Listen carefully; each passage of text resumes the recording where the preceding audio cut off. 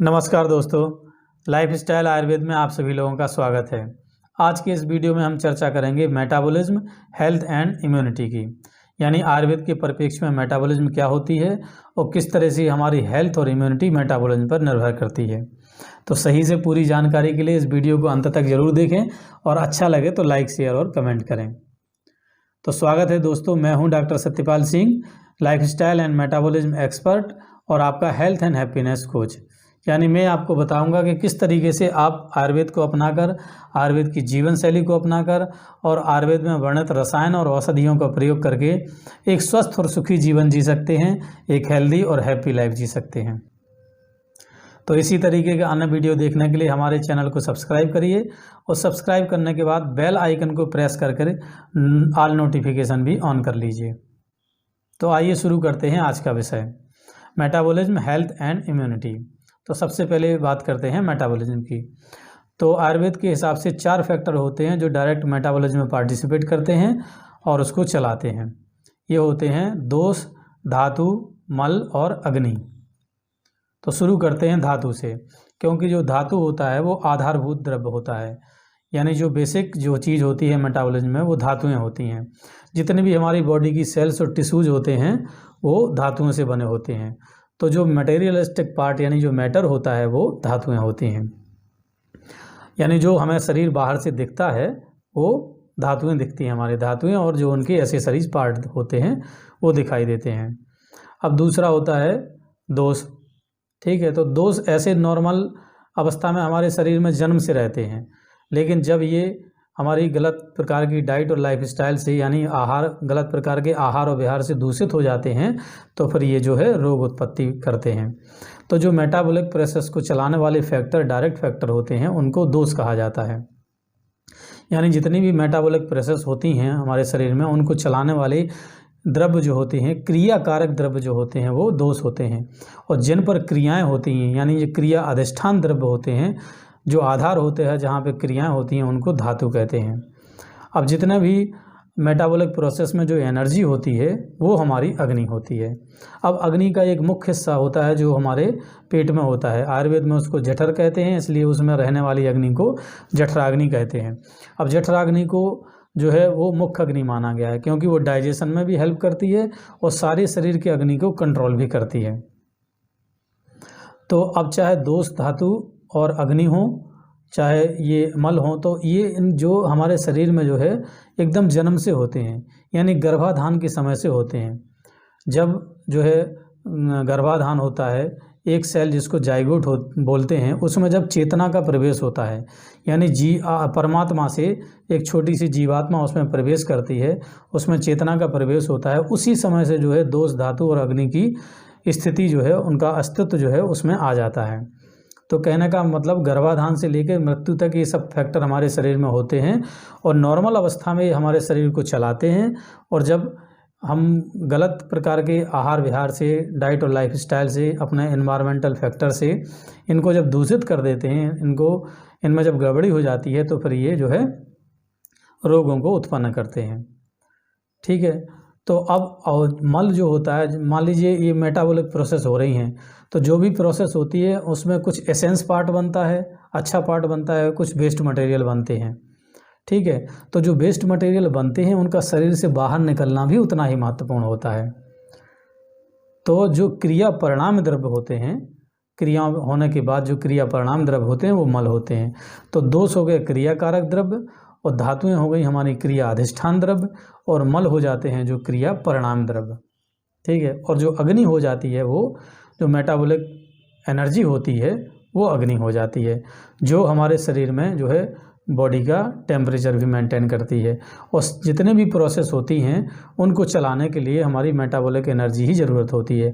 हमारा शरीर जो चलता है वो एनर्जी से ही चलता है, उस एनर्जी को मेटाबॉलिक एनर्जी कहते हैं। तो ये हमारी मेटाबॉलिज्म हो गई। अब इन चारों फैक्टर, यानी पूरी मेटाबॉलिज्म को कंट्रोल करने वाला एक 5वां फैक्टर होता है जो उन सब का बॉस होता है, वो होता है हमारा माइंड, यानी मन। यानी कि मन की अवस्थाएं इस पूरी मेटाबॉलिज्म को कंट्रोल करती हैं। हमारी इमोशंस जो है ये सारी मेटाबॉलिज्म को कंट्रोल करती हैं। अगर हम लगातार दुखी हैं, स्ट्रेस में हैं, तो हमारी पूरी मेटाबॉलिज्म डिस्टर्ब हो जाएगी और बीमारी उत्पन्न होती है।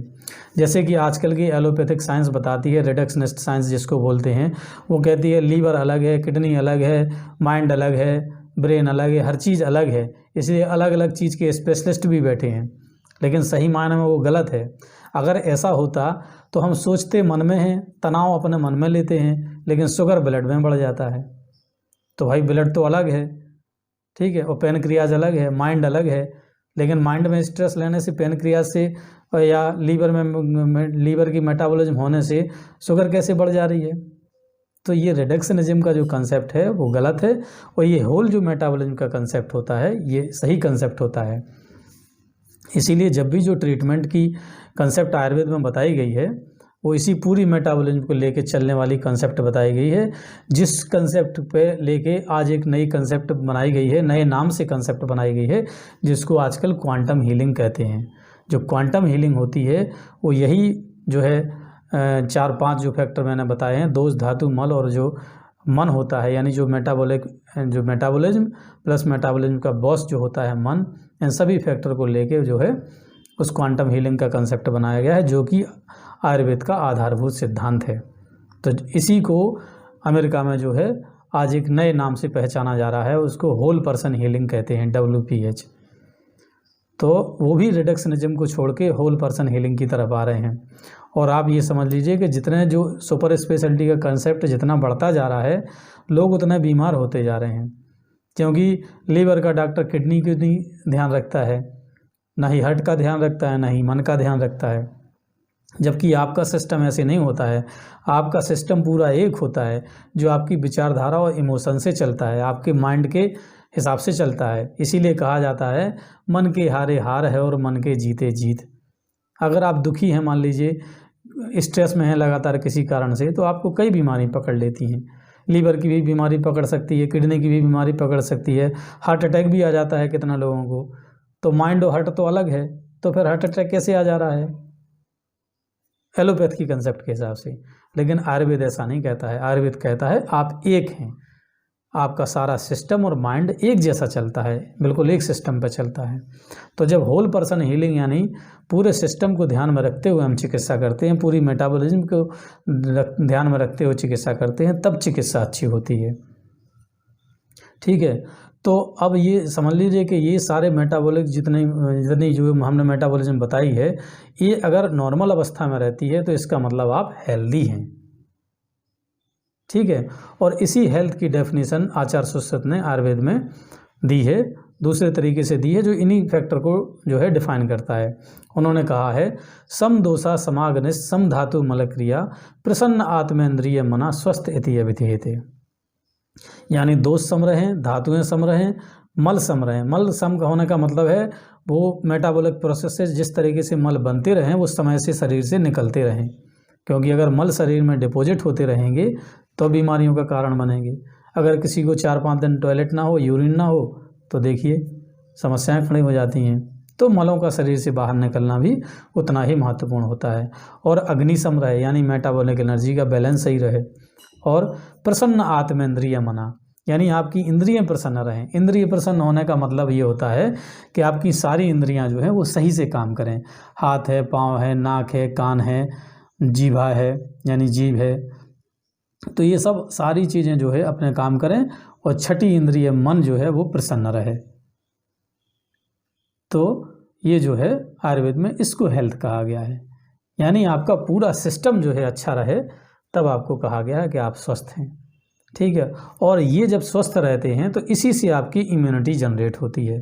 याद रखिए, इम्यूनिटी से हेल्थ नहीं होती है, हेल्थ से इम्यूनिटी होती है। आपकी अच्छी हेल्थ रहेगी तो अच्छी इम्यूनिटी रहेगी। अब मैंने बताया है कि धातुएं का कंसेप्ट आयुर्वेद में बताया है, तो आयुर्वेद में 7 धातुएं बताई गई हैं, रस, रक्त, मांस, मेद, अस्थि, मज्जा और शुक्र। तो इन 7 धातुएं जब पुष्ट होती हैं, सही होती हैं, तो 8वीं चीज़ उससे निकल के आती है, जो है वो ओज कहा गया है आयुर्वेद में उसको। और ओज जो होता है वो इम्यूनिटी का आधार होता है। ठीक है, अगर ओज सही है शरीर का तो इम्यूनिटी सही है। और इस इम्यूनिटी को एक नाम दे दिया गया है व्याधि क्षमत्व। व्याधि क्षमत्व का मतलब होता है शरीर की ऐसी क्षमता जो व्याधि से लड़ती है। तो उसको व्याधि क्षमत्व कहा गया है। तो व्याधि क्षमत्व यानी इम्यूनिटी किस पर आधारित है? धातुओं की पुष्टि पर। यानी अच्छी धातुएं हैं तो अच्छी इम्यूनिटी है, और अच्छी धातु होने का मतलब है आपकी पूरी मेटाबॉलिज्म जो है वो फिट रहे। आयुर्वेद में एक शब्द धातु साम्यता बोल दिया है। धातु साम्यता बोलने का मतलब है उसमें दोष, धातु, मल और अग्नि सारे फैक्टर इंक्लूड करके उसको बोला गया है। इसीलिए आयुर्वेद में बताया गया है कि विकारो धातु वैषम्यम साम्यम प्रकृतिर उच्यते।